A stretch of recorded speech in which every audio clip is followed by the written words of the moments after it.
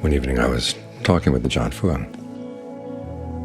and a topic came up of some local teenagers who had been showing some extreme disrespect for their parents. And the John Fuan made an interesting comment.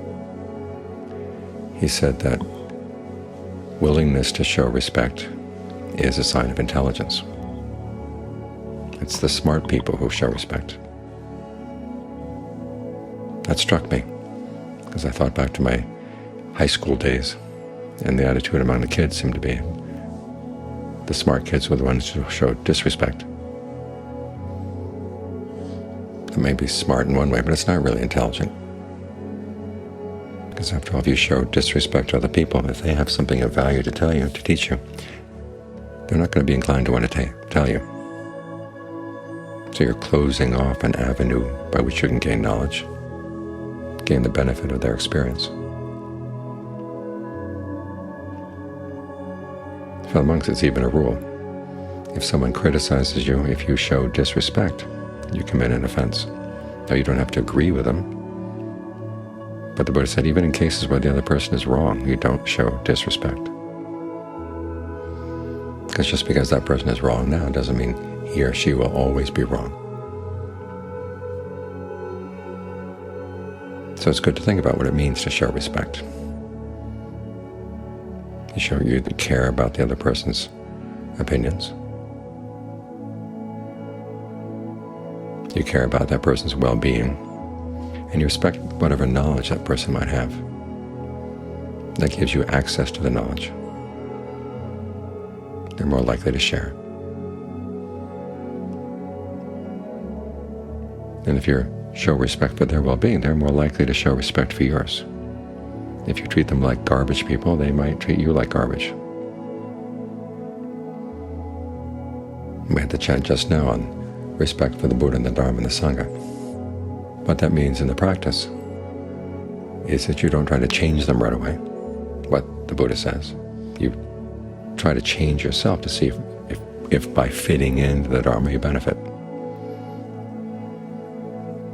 And we show respect for the Buddha because he basically has us show respect to ourselves. Look inside yourself. What is it that you feel is most worthy of respect? And he would say it's your desire for true happiness, with the realization that true happiness can't harm other beings if it's going to last. There's a story in the canon. There's a king who was up in his private apartment with his queen, and in a tender moment he turns to her and says, "Is there anyone you love more than yourself?"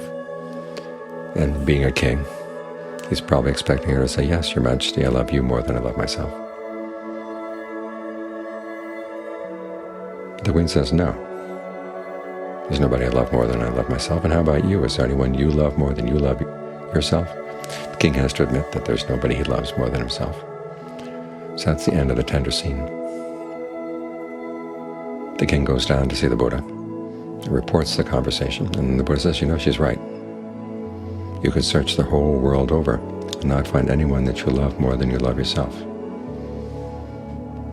But then the Buddha's lesson from that is interesting. It's not that you should just go abuse other people or disrespect them or mistreat them. Because after all, he says, they love themselves just as fiercely as you love yourself.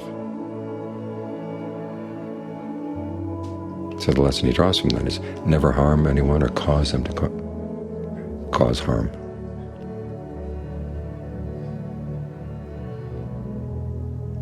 In other words, you have to respect their desire for true happiness too.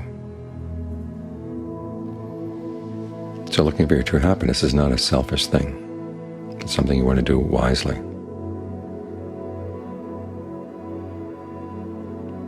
Now, the world out there will oftentimes tell you that true happiness is not possible.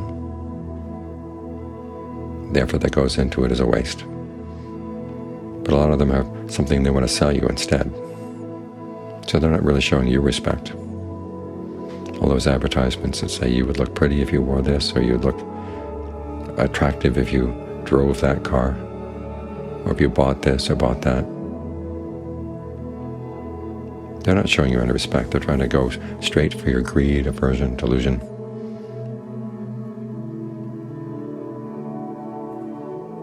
So you have to resist their message. This is why we try to keep the Buddhist teachings in mind. He says true happiness is possible. And sometimes it comes by having to do without. But you gain a lot. He says there's greater happinesses and lesser happinesses in life, and the wise person realizes that there's sometimes when you have to give up the lesser happiness for the sake of the greater one. But it's a good trade. Think of it as if you're playing a game of chess. You can't hold on to all your pieces and win. You've got to be willing to sacrifice some of the pieces, and then you can come out winning. So you have to look in your life what's really valuable and what's not. And show respect for your desire for true happiness, and show respect for any teaching that would help you in that way. That's why the chant we just had just now says respect for the Dharma, respect for the training, respect for concentration, respect for heedfulness. That means the realization that there are dangers out there in the world. You don't pretend that they're not. But you can avoid those dangers if you develop skills. And so you want to learn those skills. If you try to pretend that there are no dangers out there at all, you're going to get hit over the head pretty easily by all kinds of unexpected things. But if you prepare beforehand, you can be confident. You know the skills. And when a danger comes up, you're not blown away by it. So we practice for the sake of the dangers that can come. One of our other chants is, may you look after yourself with ease. That doesn't mean simply may you just meet with nice things all the time. But it means that when difficulties come up in life, may you have the skills to handle them properly. That means you've got to train yourself. And meditation is part of that training. When you stay here with the breath, and you keep reminding yourself, okay, stay with the breath, don't forget, that's mindfulness. And as you develop your mindfulness, then other lessons that you've learned in life will be easy to keep in mind. When you're with the breath, sense the breath as it is, right here in the body, right here, right now, without a lot of stories and other things that would pull you away. That's alertness. You see what you're doing. And again, as you try to master the skills of life, you want to see clearly, what are you doing? So if something happens that was the result of your actions, you know why. You know what you did. All too often we're doing things and our minds are half here and half someplace else. So our actions only get half of our attention, if that.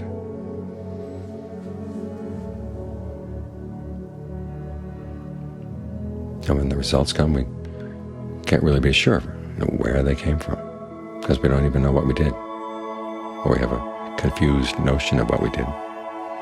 So, but if you learn how to be alert, fully alert to the whole body as you breathe in, the whole body as you breathe out, you learn to be alert all around. And as you stick with this, you develop the quality called ardency. Ardency is what keeps you going. Now it's fired by that quality we also call heedfulness. You can't let up in your desire for true happiness. And you have to realize that it's going to come through your actions. So you have to be very careful about what you do. And if you see anywhere where there's a weakness in your actions, you're happy to do what you can to make up for the weakness. Where there are strengths, you try to maintain them. Respect your abilities, respect your skills. So this is why we start out with respect for those who know, respect for those who have gone beyond us. They can teach us an awful lot. Now there's a lot of new information that comes in the world all the time.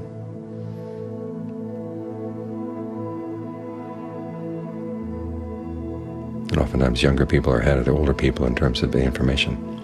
But in terms of values, what's really important in life? What it means to be heedful. What you've got to do in order to be happy regardless of what the information is. That kind of knowledge comes with time and experience. So we want to learn how to take advantage of other people's experience. because they have a lot to offer. And even if you show respect for someone, you find out later it didn't deserve it, well, you haven't lost anything. At the very least, that person will appreciate your respect. And you have your own self-respect. In Thailand, there are many times that there's a rule among the monks that you have to bow down according to seniority. Who was ordained before you, you bow down to that person. And there's some monks who had seniority that I saw in their behavior was not the kind of behavior I respected, but I would still bow down as a sign that I was well-trained. That kind of respect reflects back well in your teachers, reflects well in your parents.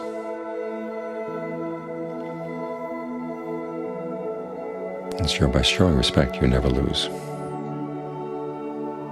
And if you show respect to the right people,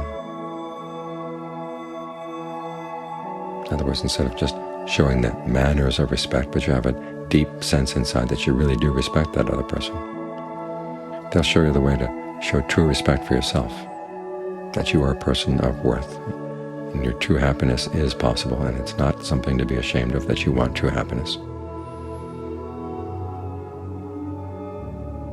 That's the beginning of wisdom. And if you're able to find true happiness, you can be a lot more compassionate to other people too. Most of the people you see in the world who are harsh and unkind to one another, it's because they've been disappointed in their happiness. They feel they don't get any happiness, why should anybody else have any? But when you find true happiness inside, you're more likely to think about other people's true happiness, see that that's worthwhile as well. Because you realize in your own quest for true happiness that it's going to require good qualities of the mind. It's not something you get by being greedy or by mistreating other people. I mean, there are pleasures you can get that way, but they don't last. The lasting ones are the ones that come from being good. Good in your generosity, good in your virtue, good in your meditation. And that's the kind of happiness that feels good deep down inside. It's a happiness that's worthy of respect.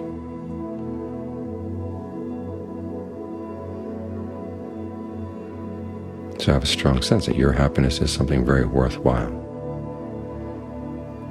Take it seriously, not in the sense of being grim, but in the sense of really wanting to do what's needed to be done.